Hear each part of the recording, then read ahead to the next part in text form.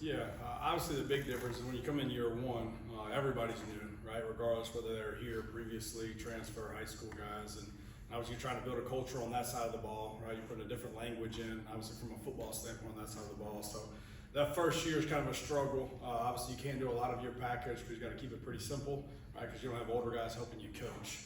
And so year two, obviously coming in, we brought in a lot of new players, right? Had some guys that played the previous year, but now you're looking at guys that have been in the system for 2 years. And so a lot of these mid-semester transfer guys, when they came in, they're sitting beside a guy that already knows what to do.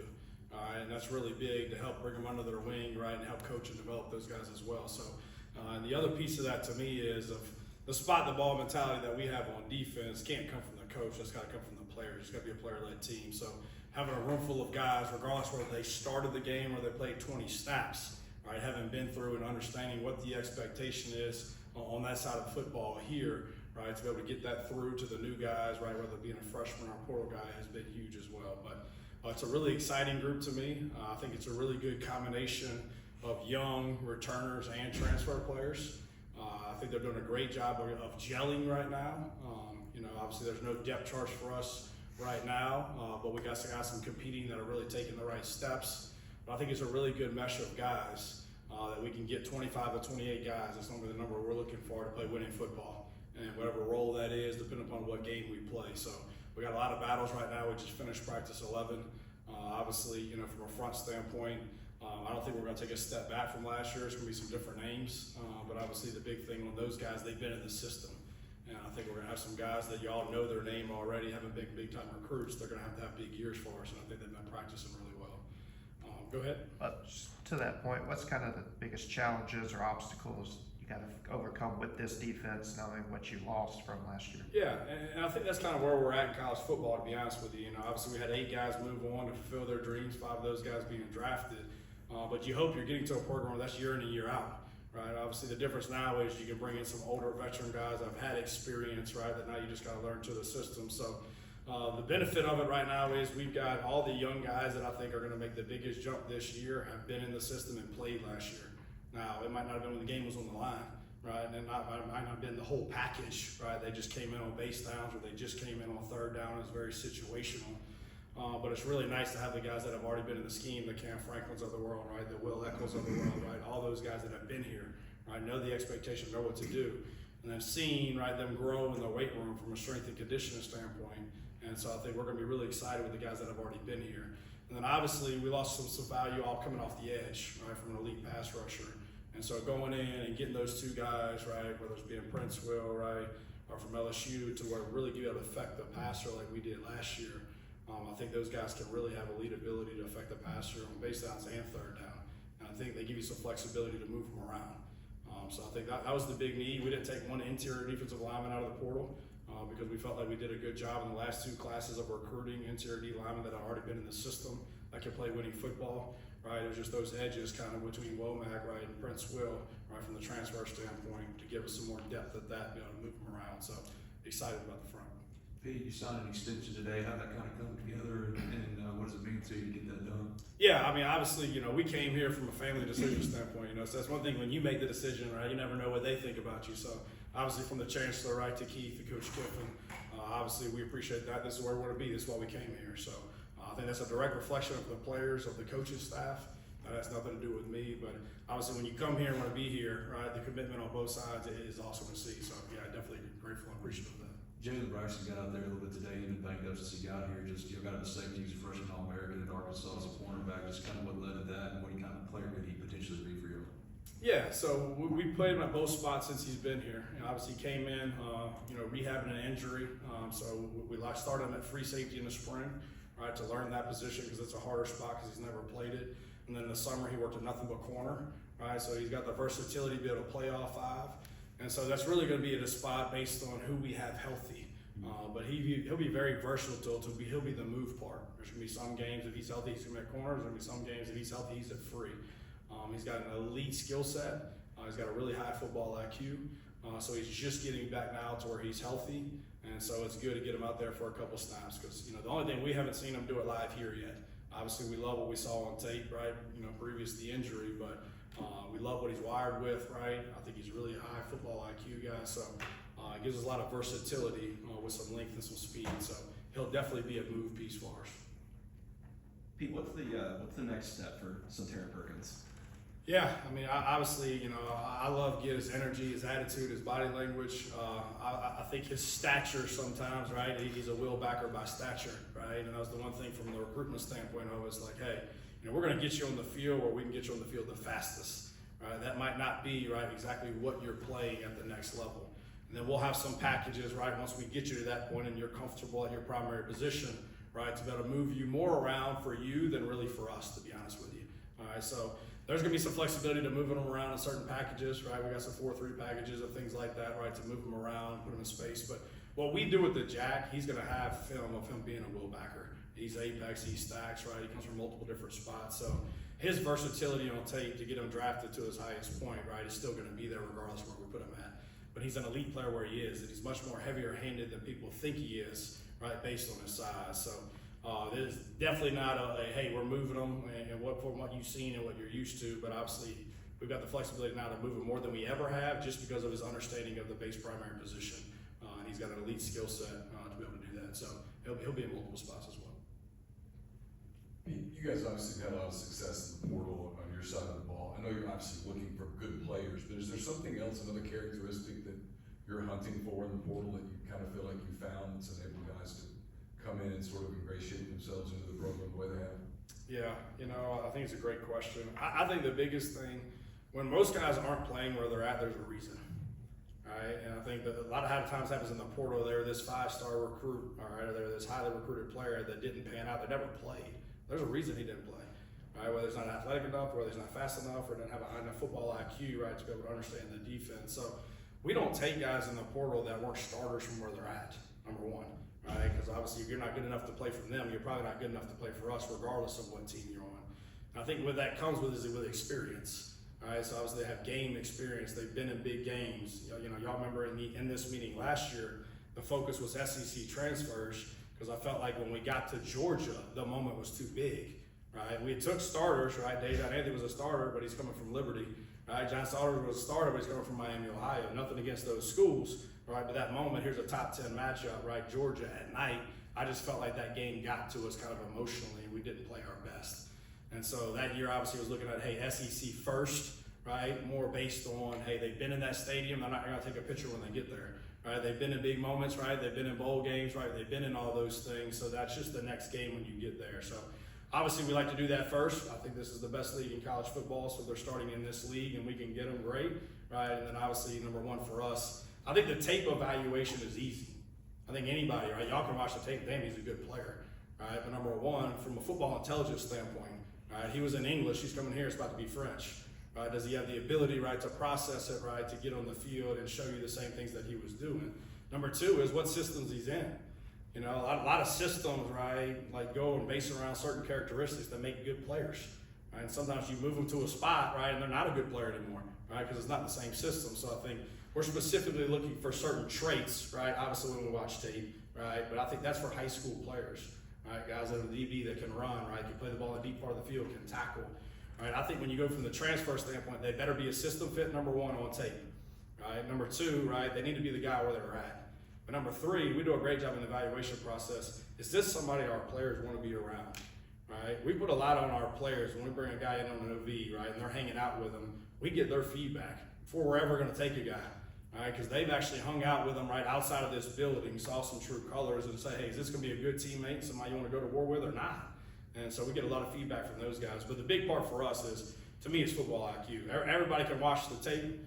Right, and I think a lot of times in recruiting right now, there's some people that love football, and there's some people that love what football can do for them, right? And the paycheck looks good, and the car's good, and the condo's better, right? And they're going to the country club with the coaches and doing all those things. But at the end of the day, when the shit gets hard, they don't love football, right? And they start running from it. So I think that's our biggest thing in the evaluation process. It's not the tape, right? It's really who they are, right? Do they love football, and do they have a high football IQ, or are they going to be a good teammate?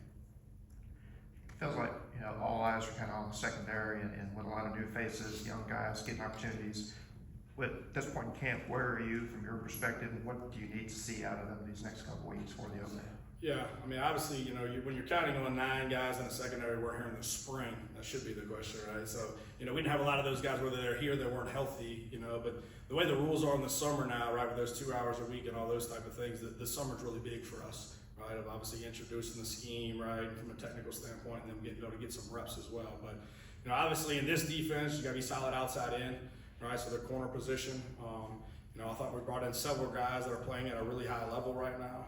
I think Antonio Kite is who we thought he was when we signed him at Bama originally, right? He really came in, a really athletic kid, you know, was committed to Alabama as a point guard first, all right? Really good transitional movements, could play the ball in the deep part of the field. And then this league, you play versus big people, you know, so that was the whole thing of taking Ricky Fletcher out of South Alabama, who's a Mississippi kid that's 6'3.5", he's 200 pounds, right? He's a size speed guy, but that isolation and the boundary is not always an issue. So Ricky had a really good summer, he's had a good fall camp. So excited to get him back. He was back out there today, healthy as well. A guy that started at the position, obviously didn't play last year, right, due to an injury, but a guy that's had experience, has got size, speed, right, it's not scary, you know, of contact. And you got Graves, obviously, that's been here a couple of years, right, from an ability standpoint, it's never been the issue, right, it's the consistency doing it, snap in and snap out. Has a great understanding of the defense, right, has all the tools, right, in that fight. Really excited about Dante Core, right, a true freshman. I think he's got an elite skill set and just a different mentality. You know, you saw him out there today. He's going against a senior, right? Really good don't move, touchdown on him, but he's got amnesia, and it's hard for 18-year-old kids to actually do that. And he goes and spots the ball, and it doesn't affect the next snap. But I think he's going to be a really good player in the future. And then we got to get some guys healthy. You know, Seth Beavers had a really good spring, right? Was having a really good summer, got banged up. He came back today as well, so it's really good to get back there. He's the fastest kid on our team, right? So a smaller field corner, right, that has the ability to play man-to-man. But we've got several guys in that room right now that are competing their butt off. And I will feel really good about 4 of them by the end of it, that we think we could play winning football with in the SEC and not miss a beat. Last year's defensive front was obviously so good. You mentioned the hope expectation this year is to keep that level of play up. If that happens, what does that unlock for the rest of the defense?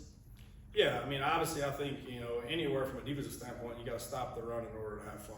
You know what I'm saying? So, you know, I think the benefit of having good players up front, and then obviously what you do up front to cancel gaps and to help guys to change the math, but you don't have to put everybody in the box to do it. You know, obviously that's the problem in this league. You can design something to stop it based on numbers, but then now you got a one-on-one matchup you don't like. So I think it's really important in this league. When we first got here, we felt like we got to fix the front. Right? I don't care what type of coach you are, if you don't have good players, you're not a good coach. All right. So obviously from the recruiting standpoint, that was what's so big when I first got here. It's like, hey, 5-hour radius, right? D lineman that we want, we need to get, right? But you got to change, right, what it looks like, right? So we're showing Bama tape when you first get here. You got to put a product on film, right? Does it make sense? So I think that was the exciting thing of what the legacy of that last group created for them. What is like, hey, we're going to do it at Ole Miss because they just what? They just did it. They just led the SEC. Right? I can stay in my state, right? Compete in the best conference of college football and still lead the SEC in defense. So obviously those guys did a tremendous job last year, but that was last year. And that was the thing, you know, when we had our first spring meeting, the legacy of that team's over, right? And that defense is over. This defense hasn't done anything yet. The standard's the same, right? Does that make sense? But we got to come to work every day. I think we got enough talent in the room. But we had some tough guys in that room that had a high football IQ and loved to compete and play football. And I think we got the same type of guys right now. Not the same names. It's not going to be jersey number 2. It's not going to be Walter Nolan, right? But I think you're going to see some different names, some different numbers, and see a lot of the same results because they understand what we do, they understand the expectation, and obviously they're good enough to do it. When you go back to the transfer portal and you're recruiting some of these players that you're familiar with from the high school days or your previous stop or any of that, how much does that factor into the evaluation, you know, point of it, and then how much going forward does that continue to kind of reinforce why you keep recruiting and, you know, going through all of that even, you know, after guys maybe commit elsewhere, you just keep the relationships up? Yeah, I think it's huge. So number one, I think on the very front end, right, I think it's very business generated. You know, every recruit's going to tell you, hey, the relationship's the most important thing. And you're going to give them 1,000 examples of the guy that recruited them is not even there when they signed, right? Or they got there, right? Does it make sense? Like, yeah, relationships are important, right? And people make places, but you got to make sure where's the stability within the relationship, right? Number one. And then number 2 is the guy that you got a great relationship actually control any decision, right? Like, I'm a DB, the DB coach recruiting you. The DB coach ain't deciding who the fuck's playing the DB, right? He ain't deciding that, right? So you could be his guy, but it ain't gonna matter, right? Does it make sense? I mean, if you're at Alabama, that's going to be Nick Saban, right? If you're going to be here, that's Lane Kiffin, right? And that's going to be to the coordinator. All right, so a lot of those times that relationship piece sometimes like, hey, they don't control, right, and affect what you really want. You want the ability to compete early as a what? As a freshman. Then the other part of the relationship is really, really important out of high school, but if it ain't equal, it ain't gonna what? It ain't gonna matter, right? There's the business side of it, right? You might like this new boss you're interviewing with, he's offering you half the money, you ain't going. I don't care how much you like drinking beer with him, it ain't gonna matter, right? Does it make sense? So I think obviously when things start getting even out of high school, right, then obviously relationships really matter, and there's stability within the relationship, which I think is the best thing that we have going for us, right? No different than I said last year, right? I mean, the top defensive players over the last 10 years have been taken from Bama and Georgia because of the consistency of the schemes, right? And that's it. You recruit good players, you don't change the system, right? And then now they go to the next level. So with Coach Kiff being here and his family here and Knox moving here, right? We moved here for our family, right? We got a new contract and all that. There's stability in the head coach and your defensive system. And so when you get really good players in that, know that system's not going to change. Now your junior year, your most important year because you're draft eligible, it's the third year in the same system. So a lot of the ones that we don't get out of high school that we develop really good relationships, we're telling them all these things. We say, hey, you can go chase this, and I know it sounds good right now, and I know it's really hard, it's 18 years old. But this is what's going to happen. This is no different with Trey Amos, right? When he was leaving ULL to go to Alabama, right? I told him exactly, this is what's going to happen. They're not moving Kool-Aid. They're not moving Terriana. I know they're telling you that. It's not going to happen. So then a year later, they didn't. So now he's calling, dude, coach, you were right. All right, so you build some trust there, and obviously you're trying to recruit them the right way. But obviously the system didn't change, right? You were recruiting them, they were interested because they liked your system, the head coach, right, the town, the school. So that second time is always easier, in my opinion, right, when you built it the right way.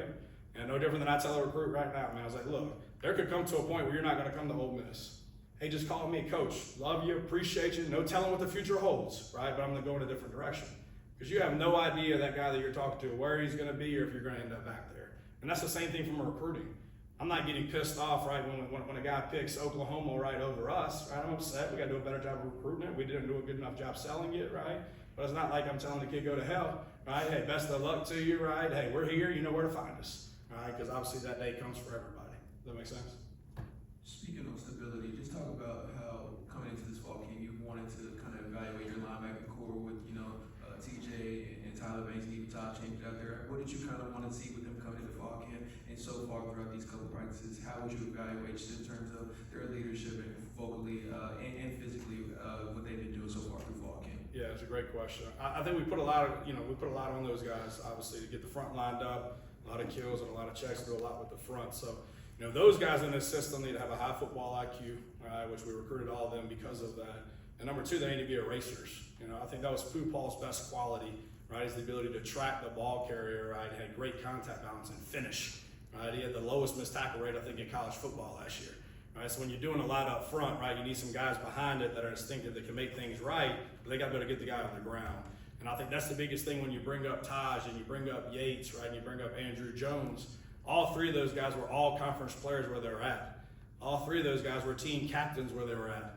Right, so it goes back to the football intelligence standpoint. The film showed us that, right? But loving football, right? Having a high football IQ. And they're all three very different, right? And that was the one thing. We're not trying to create the same player through one person, right? Because you got to have a lot of depth in this league to make it through this schedule. And so I think that's the best thing about all three of those guys. What they're elite at, they're all different. And so there's going to be a lot of rotations and different packages to get those guys involved. But I think they've had a really good camp. I think of them, if you're asking me right now, I think Taj Chambers is performing at an extremely high level. He's a size, speed guy that we're really, really excited about. I think Jaden Yates has played a lot of football, probably one of the smarter ones in the room, very instinctive.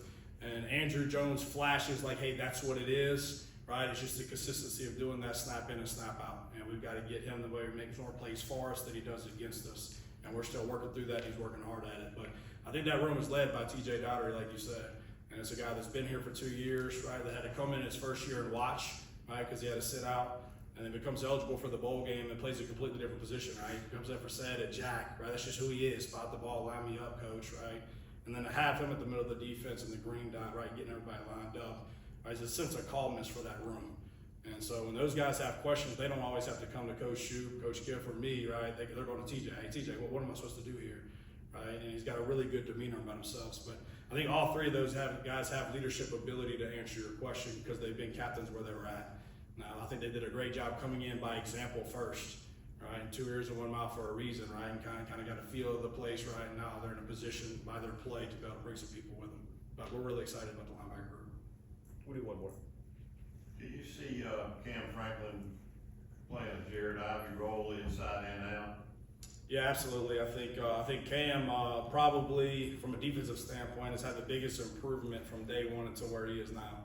Right, obviously from a film evaluation standpoint, high school, you knew he had the tools and all that, right? Just getting the pad level down, getting him stronger, right? But I think he's really heavy-handed. I think he's got more twitch than people think, right? And his length becomes a problem. So to answer your question, absolutely. He'll be at the 9, he'll be at the 5, he'll be at the 4, he'll be at the 3, and he'll be at the 2-eye.